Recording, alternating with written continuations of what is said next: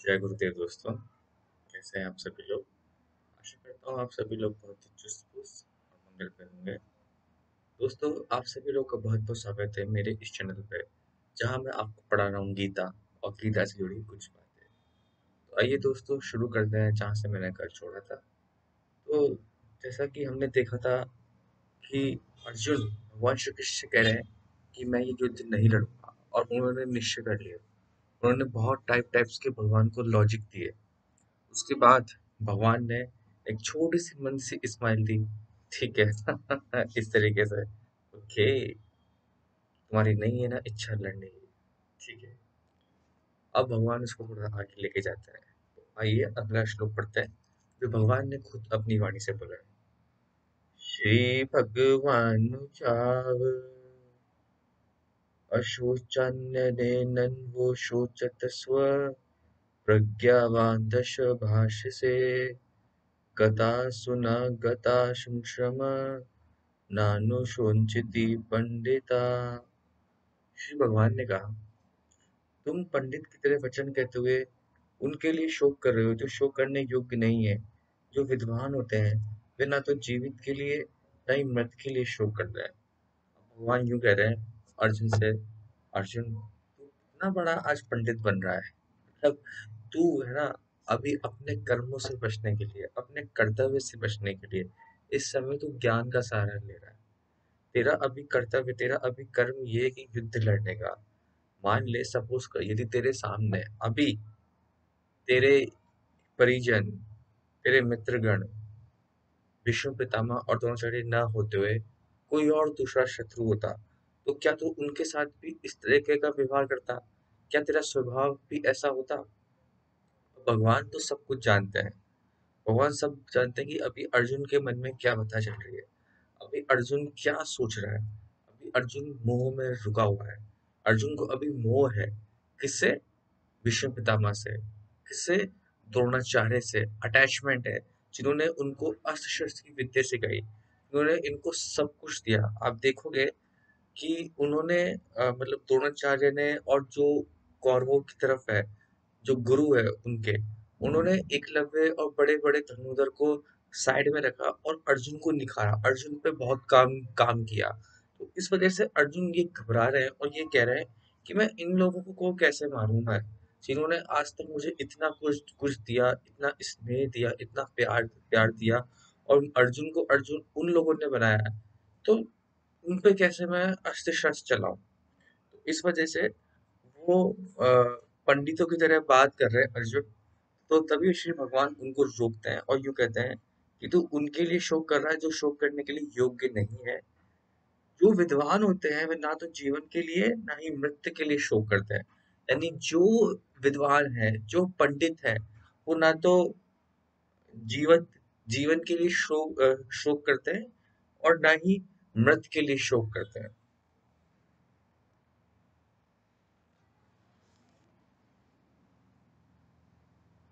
अर्जुन का तर्क था कि राजनीति या समाज नीति की अपेक्षा धर्म को अधिक महत्व मिलना चाहिए, किंतु उसे ये ज्ञान न था कि पदार्थ, आत्मा तथा परमेश्वर का ज्ञान धार्मिक सूत्रों से अधिक महत्वपूर्ण है।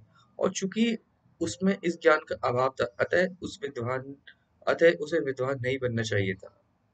और चूंकि वह अत्यधिक विद्वान नहीं था, इसलिए वह शोक के सर्वथा अयोग्य वस्तु के लिए शोक कर रहा था। यह शरीर जन्मता है और आज या कल इसका विनाश निश्चित है, अतः शरीर उतना महत्वपूर्ण नहीं है जितना कि आत्मा है। तो भगवान ने ये साफ साफ बात उसको बताई कि देख, ये शरीर है, ये शरीर आ, आज ऐसा है, कल चेंज होगा, परसों चेंज होगा।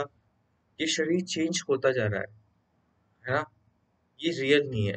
लेकिन रियल क्या है? आत्मा। जैसे हमने सांख्य योग में पढ़ा था कि क्या रियल है, क्या अनरियल, क्या चेंजलेस है और क्या एवर चेंजिंग है। तो इस तरीके से हमने जाना था कि जो आत्मा है ना, वो एक एनर्जी है, वो कभी चेंज नहीं होती, ना ही उसको कोई मार सकता है, ना ही उसको कोई शस्त्र काट सकता है। तो ये सब चीज हम आने वाले श्लोक में भी पढ़ेंगे। अगला वाला श्लोक बहुत ही इम्पोर्टेंट है।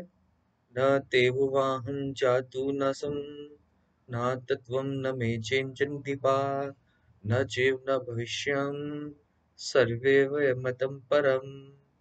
ऐसा कभी नहीं हुआ कि मैं ना रहूं या तुम ना रहे हो अथवा ये समस्त राजा ना रहे हो, और ना ही ऐसा है कि भविष्य में हम लोग नहीं रहेंगे। तो भगवान का कहने का मतलब ये है कि यार ये सब के सब लोग ना आकृति है। तो कभी भी ऐसा ना है कि मैं नहीं रहा हूँ, यानी मेरी आत्मा हमेशा रही है, तेरी आत्मा हमेशा रही है, इन लोगों की आत्मा हमेशा रही रही है और भविष्य में भी रहेगी। तू सिर्फ अभी शरीर को देख के मोह में फंस फंस गया है ना? लेकिन उसके परे जा। अब देखिए भगवान सब कुछ जानते थे कि अब अर्जुन इस कंडीशन में फंसेगा, लेकिन फिर भी भगवान ने अर्जुन को उस समय पहले क्यों नहीं बताया कि तेरे साथ ऐसी कंडीशन आने वाली है?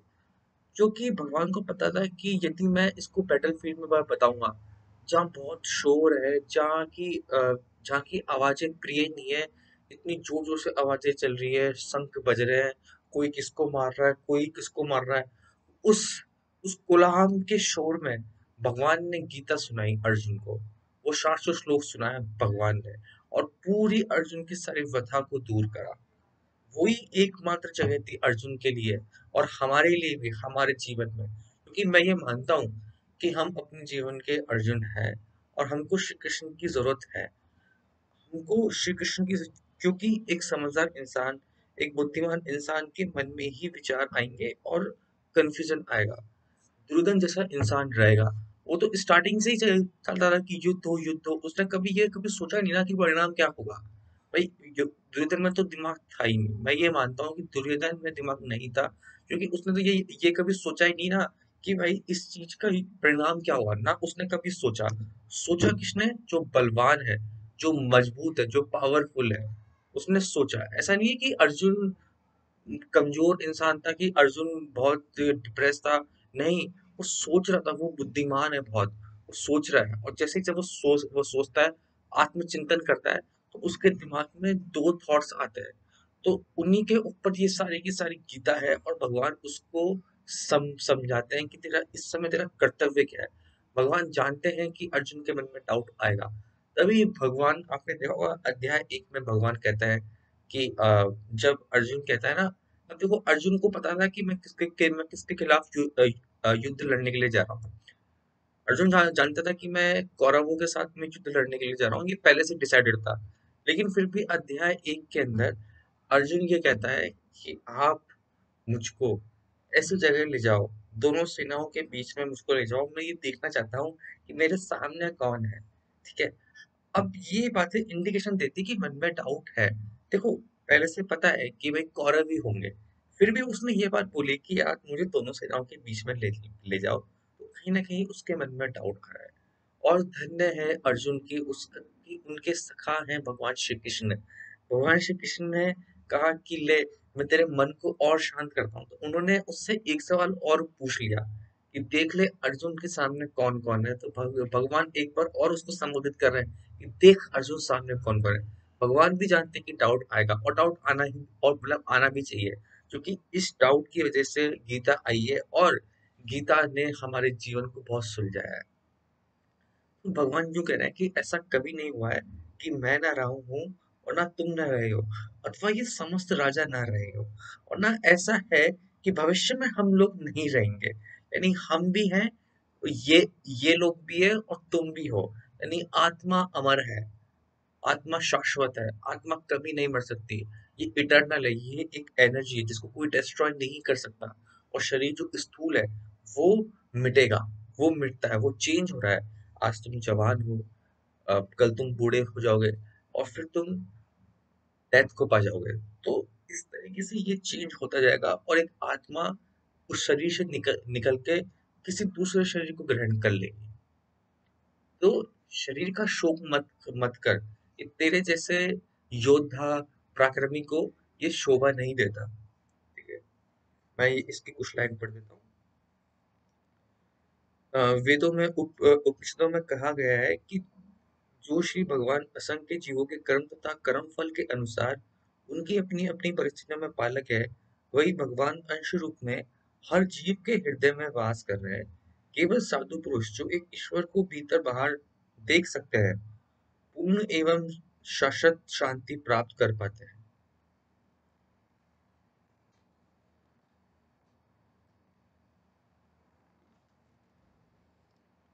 अगला श्लोक।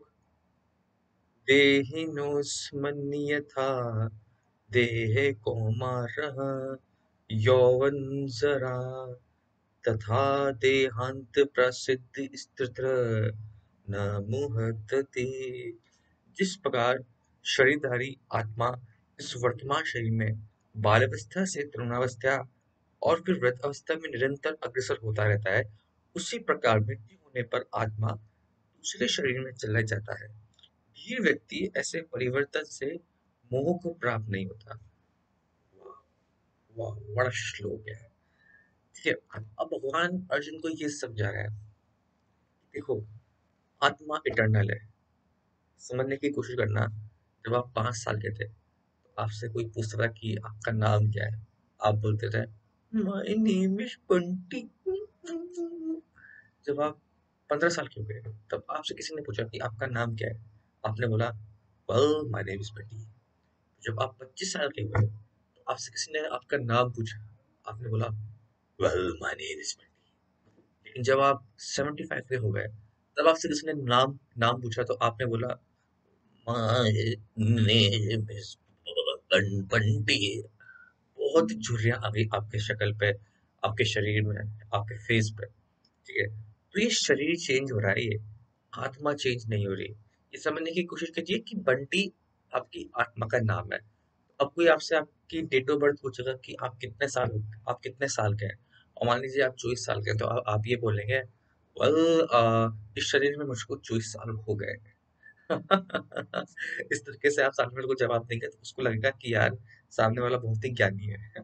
तो ये समझने की कोशिश कर रहा हूँ मैं कि आत्मा चेंज नहीं होती है, आत्मा इटर्नल है, वो डिस्ट्रॉय नहीं होती है।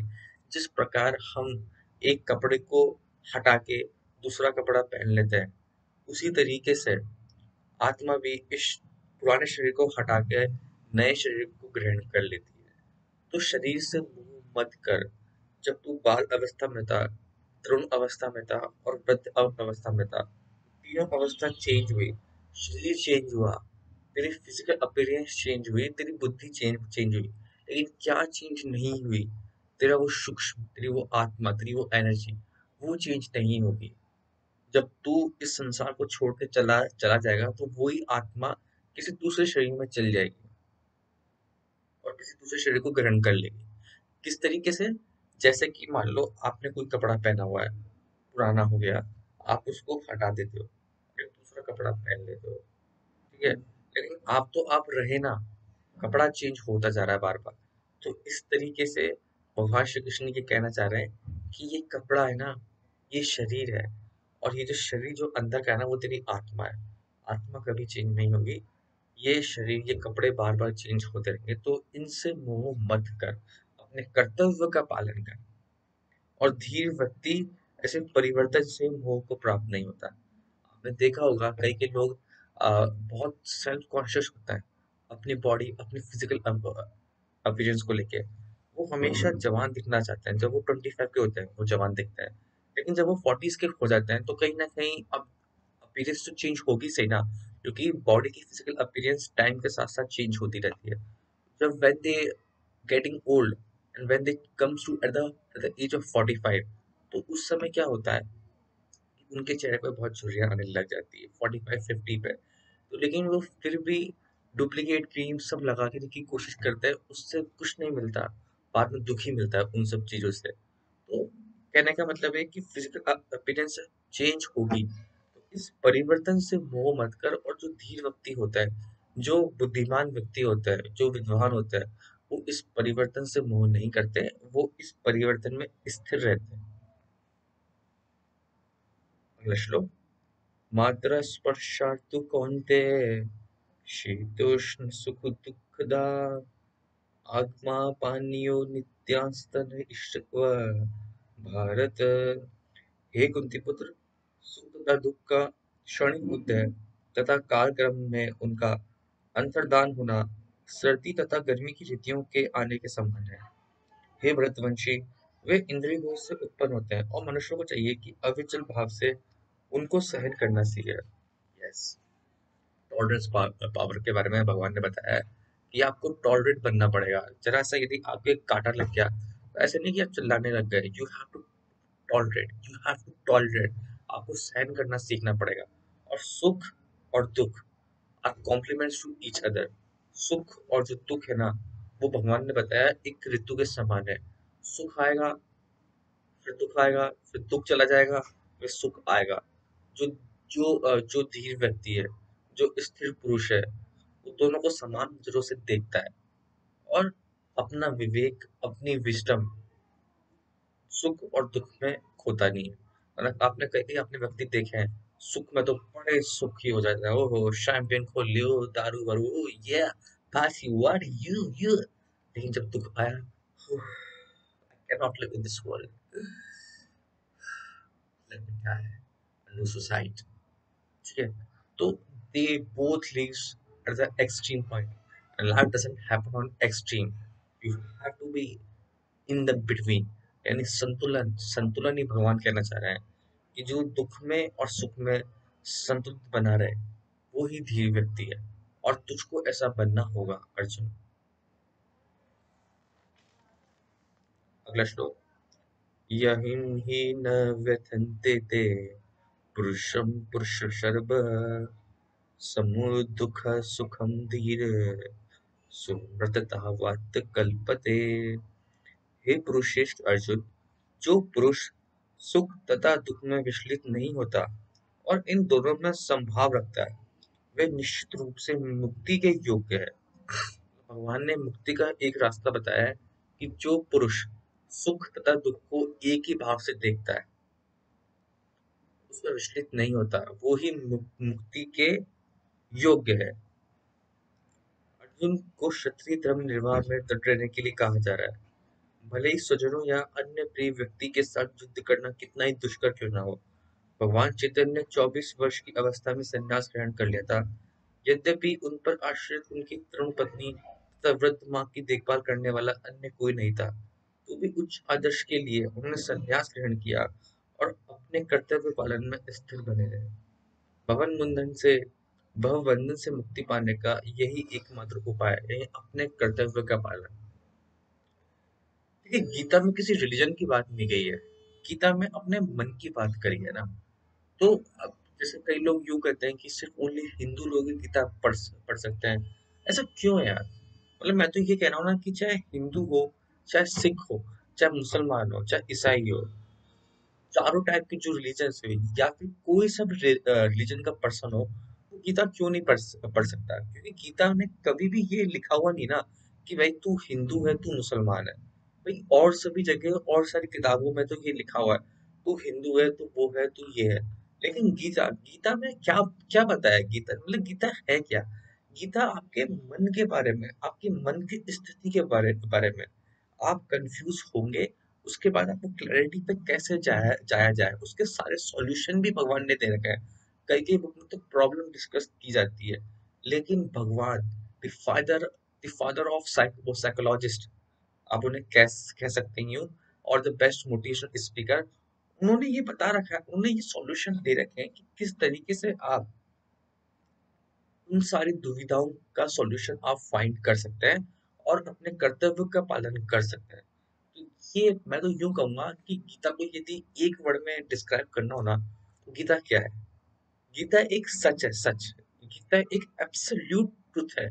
तो गीता, जहां तक मैं अभी तक गीता को समझ पाया हूँ, तो मैं यूं ही कहूंगा कि गीता में जितने भी श्लोक है ना, एकदम सत्यवाणी है भगवान की, एकदम सत्य है। यानी हमेशा अपन को अपना कर्तव्य पालन करना करना चाहिए, अपना कर्म, अपना जो सत्य वाला जो अपना कर्म है, उसको पालन करना चाहिए, ना कि इमोशंस में बह के डिफ्लेक्ट होना चाहिए।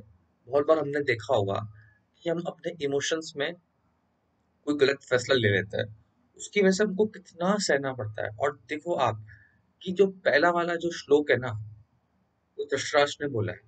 यानी भगवान ने बताया कि, और धृतराष्ट्र कौन है? अंधा। अंधे का मतलब जो मोह में पड़ा हुआ हो, तो उसने कभी राजा बनने के उसने कभी सही फैसला नहीं नहीं लिया, उसने कभी प्रजा के हित में कभी फैसला नहीं लिया। उसने हमेशा सिर्फ अपने बच्चों का मोह रखते हुए वो फैसला लिया जो अपने बच्चों के हित में हो, और बच्चों से ही प्रेम करा है कौरवों से। कभी पांडवों से नहीं नहीं करा प्रेम। तो इस वजह से उसको बताया गया कि वो अध्याय और मोह में लिया कोई भी फैसला हमेशा युद्ध पे ही होता है एंड।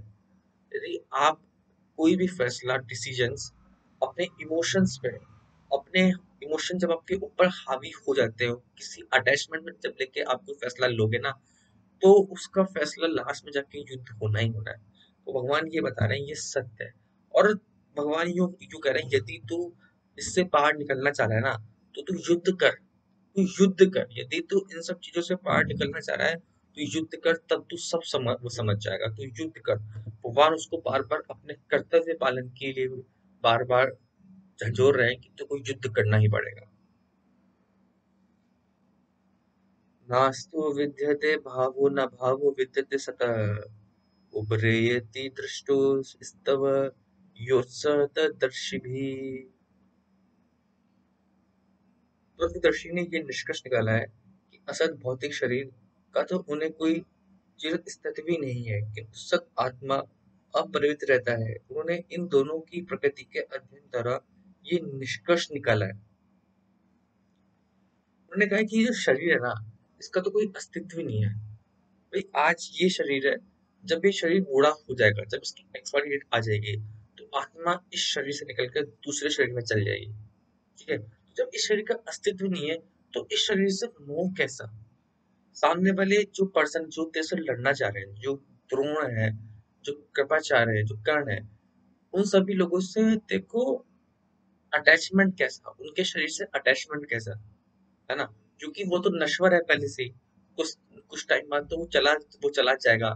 लेकिन तेरा कर्तव्य है लड़ना, क्षत्रिय धर्म का पालन करना, वो सबसे ऊपर है। यहीं से भगवान द्वारा अज्ञान से मोहग्रस्त जीवों को उपदेश देने का शुभारंभ करते हैं। अज्ञान को हटाने के लिए आराधक और आराध्य के बीच में पुनः शाश्वत संबंध स्थापित करना होता है, और फिर अंश रूप जीवों तथा श्री भगवान के अंतर को समझना होता है। कोई भी व्यक्ति आत्मा के अध्ययन द्वारा परमेश्वर के स्वभाव को समझ सकता है। आत्मा तथा परमात्मा का अंतर अंश तथा पूर्ण के अंतर में के रूप में वेदांत सूत्र तथा श्रीमद् भागवतम में परमेश्वर को समस्त उद्भवों को प्रकाश को मूल माना गया है। ऐसे उद्भवों को अनुभव परा तथा अपरा प्रकृति क्रमों द्वारा किया गया है। जीव का संबंध परा प्रकृति से है, जैसा कि 7वें अध्याय से स्पष्ट होगा। यद्यपि शक्ति तथा शक्तिमान में कोई अंतर नहीं है, किंतु शक्तिमान को परम माना जाता है और शक्ति या प्रकृति को गौण। अतः सारे जीव उसी तरह के परमेश्वर के सदैव अधीन रहते हैं, जिस तरह सेवक स्वामी या शिष्य गुरु के अधीन रहता है। अज्ञान अवस्था में ऐसे स्पष्ट ज्ञान को समझ पाना असंभव है। अतः ऐसे अज्ञान को दूर करने के लिए सदा सर्वदा के लिए जीवों को प्रबुद्ध करने हेतु भगवान भगवत गीता का उपदेश देते रहते हैं। अगला श्लोक। अविनाशी तु तद्धिते येन सर्वमिदं ततं विनाशमव्ययस्यासौ न कलिक्षित्र कर्तुमर्हति। जो सारे शरीर में व्याप्त है, उसी को तुम अविनाशी समझो। उस अव्यय आत्मा को नष्ट करने में कोई भी समर्थ नहीं है। यानी भगवान यूं कहना चाह रहे हैं कि जो पूरे शरीर में व्याप्त है, जो आत्मा है, वो ही अविनाशी है। बस तुम उसी को नहीं मार सकते, ना ही उसको जला जला सकते हो। आप इसको ऐसे समझ सकते हो, मान लो किसी जगह कोई खाली जगह है, वहां पे एक आपने बिल्डिंग बनाई, ठीक है। उसके बाद वो बिल्डिंग बन गई, लेकिन पहले तो वो खाली जगह थी ना वहां पे। वो बिल्डिंग आई, बिल्डिंग के बाद भी वो नीचे खाली खाली जगह थी। कुछ कुछ टाइम बाद बिल्डिंग मतलब गिर जाती है, तब भी तो वो वहां पे खाली जगह रहेगी। उसके बाद किसी ने उस जगह एक दूसरी बिल्डिंग बना ली, फिर भी नीचे एक खाली जगह रहेगी। तो कहने का तात्पर्य ये है भगवान का कि खाली जगह हमेशा बनी रहेगी, है ना। और वो खाली जगह ही आत्मा है, उसको कोई डिस्ट्रॉय नहीं कर सकता। यानी जो शरीर में जो व्याप्त है, वो ही आत्मा का स्वरूप है। उसे ना तो कोई डिस्ट्रॉय कर सकता है, ना ही कोई मार सकता है, और ना ही कोई उसको नष्ट करने में समर्थ है। यदि बाल के अग्रभाग को 100 भागों में विभाजित किया जाए और फिर इनमें से प्रत्येक भाग को 100 भागों में विभाजित किया जाए, तो इस तरह के प्रत्येक भाग की माप आत्मा का परिमाप है। इस प्रकार यही कथन निम्नलिखित श्लोक में मिलता है। आत्मा के परमाणु के अनंत कण हैं, जो माप के बाल के आगे भाग नोक के 10,000वें भाग के बराबर है। इस प्रकार आत्मा का प्रत्येक कण भौतिक परमाणुओं से भी छोटा है और ऐसे असंख्य कण हैं। ये अनंत लघु आत्म स्फुलिंग भौतिक शरीर का मूल आधार और इस आत्म स्फुलिंग का प्रभाव सारे शरीर में उसी तरह व्याप्त है जिस प्रकार किसी औषधि का प्रभाव व्याप्त रहता है। आत्मा की ये धारा विद्युत धारा सारे शरीर में चेतना के रूप में अनुभव की जाती है और यही आत्मा के अस्तित्व का भी प्रमाण है। सामान्य से सामान्य व्यक्ति समझ सकता है कि ये भौतिक शरीर चेतना रहित होने पर मृतक हो जाता है और शरीर में इस चेतना को किसी भी भौतिक उपचार से वापस नहीं लाया जा सकता। कहने का मतलब ये, यदि ये शरीर एक बार चला गया, यदि ये आपका शरीर एक बार मर मर गया, तो उसको वापस से नहीं लाया जा सकता। अगला श्लोक पढ़ते हैं। अंतवंत इमे देहा नित्य शरीण अनाशिनोस्त प्रेम यस्य तस्मादुत्सव भारत। अविनाशी, अप्रेम तथा शाश्वत जीव के भौतिक शरीर का अंत अविश्वम्भावी है। अतः हे भरतवंशी, युद्ध करो। भगवान यूं कह रहे हैं कि ये जो भौतिक शरीर तेरे को मिला है ना, ये नाशवान है। ये तत्पण नष्ट हो सकता है और 100 वर्ष बाद भी। ये केवल समय की बात है। इसे अनंत काल तक बनाए रखने की कोई संभावना नहीं है। किंतु आत्मा इतना सूक्ष्म है कि इसे शत्रु देख भी नहीं सकता, मारना तो दूर रहा। जैसा कि पिछले श्लोक में कहा गया है कि इतना सूक्ष्म है कि कोई इसको मापने की बात सोच भी नहीं सकता। जो मैंने आपको बाल वाला एग्जाम्पल समझाया, यानी एक बाल के आप 100 भाग करो, एक बाल के, और उस 100वें भाग का भी आप 100वां भाग करो, उसके भी आप 100 भाग करो, और जो फिर जो एक जो 1/10,000 वाला जो भाग आया, उसके भी आप 100 भाग करो, यानी 1/1 लाख, सॉरी 10 लाख। तो 1/1/10 लाख वाले जो भाग को कोई देख नहीं सकता, इसी तरीके से आत्मा भी इतने सूक्ष्म है कि उसको भी कोई देख नहीं सकता। ठीक है, दोनों ही दृष्टि में शोक का कोई कारण नहीं है, क्योंकि जीव जिस रूप में है, ना तो उसे मारा जा सकता है, ना ही शरीर को कुछ समय तक स्थायी रूप से बचाया जा सकता है। यानी आप अपने शरीर को कभी बचा नहीं सकते हो, आप अपने शरीर को कभी प्रिजर्व नहीं कर सकते। या तो ऐसा होगा कि अभी आपकी मृत्यु हो जाएगी, या 100 वर्ष बाद में होगी। मृत्यु होना तय है, वो अटल सत्य है। तो इस भौतिक शरीर पे ध्यान न देके अपने कर्तव्य पालन पे आपको हमेशा ध्यान देना चाहिए। और आपकी जो आत्मा है, जो सूक्ष्म है, वो इटर्नल है, वो शाश्वत है, वो कभी नहीं मिटेगा। वेदांत सूत्र में जीव को प्रकाश बताया गया है, क्योंकि वह परम प्रकाश का अंश है। जिस प्रकार सूर्य का प्रकाश सारे ब्रह्मांड का पोषण करता है, उसी प्रकार आत्मा के प्रकाश में इस भौतिक देह का पोषण होता है। जैसे ही आत्मा इस भौतिक शरीर से बाहर निकल जाता है, शरीर सड़ने लगता है, अतः आत्मा ही शरीर का पोषक है। शरीर अपने आप में महत्वहीन है। इसलिए अर्जुन को उपदेश दिया गया है कि वे युद्ध करे और भौतिक शारीरिक कारणों से धर्म की बलि न होने दें। भगवान ने ये बोला है कि तू जितना तू अभी ज्ञानी बन रहा है ना, यदि तूने युद्ध नहीं लड़ा, उसके बाद लोग ये नहीं बोलेंगे कि तू कितना ज्ञानी है। तेरा अपयश होगा, तेरा बहुत अपयश होगा। और एक क्षत्रिय के लिए अपयश होने से अच्छा है कि वो मर जाए। समझ रहा है बात को? तो इस वजह से उस भौतिक शरीर के पीछे अपना अटैचमेंट छोड़ और युद्ध लड़। अपने कर्तव्य का पालन कर। युद्ध लड़, क्योंकि तू क्षत्रिय है और उसका एक एक कर्तव्य होता है कि युद्ध लड़ना, चाहे सामने कोई भी हो। ठीक है, अगला श्लोक। य अनेवं वेत्ति हन्तारं यस्मिन् हतम् उभो तो न विजानीतो नायं हन्ति न हन्यते। जो इस जीवात्मा को मारने वाला समझता है तथा जो इसे मरा हुआ समझता है, वे दोनों अज्ञानी है, क्योंकि आत्मा ना तो मरता है, ना ही मारा जाता। जो लोग समझते हैं कि भाई आत्मा को मार सकते हैं या फिर कोई ऐसा इंस्ट्रूमेंट है, कोई टाइम टाइम बॉम्ब उनके पास में है कि उसको लगा देंगे तो आत्मा मर जाएगी, तो वो गलत है। आत्मा को आप ना तो आप मार सकते हो, ना उसको काट सकते हो। वो शाश्वत है, वो अटल है। इस श्लोक में ये बताया गया। अगला श्लोक। न जायते म्रियते वा कदाचित् त्राणभूत्वा भवित्वा न भूयम् अजो नित्यं शाश्वतो यः पुराणो न हन्यते हन्यमाने शरीर। आत्मा के लिए किसी भी काल में ना तो जन्म है ना मृत्यु है। वे ना तो कभी जन्मा है ना जन्म लेता है, ना जन्म लेगा। वे अजन्मा नित्य शाश्वत तथा पुरातन है। शरीर के मर जाने पे वो मारा नहीं जाता। यानी जो आत्मा है वो ना तो कभी मरेगी, ना ही उसने कभी जन्म लिया। अनंत काल से और आने वाले अनंत काल तक इटर्नल रहेगी। ठीक है। ना तो उसने जन्म लिया है, ना जन्म लेगा, और ना ही आगे वाले ना ही उसकी मृत्यु होगी। वह अजन्मा है, नित्य शाश्वत तथा पुरातन है।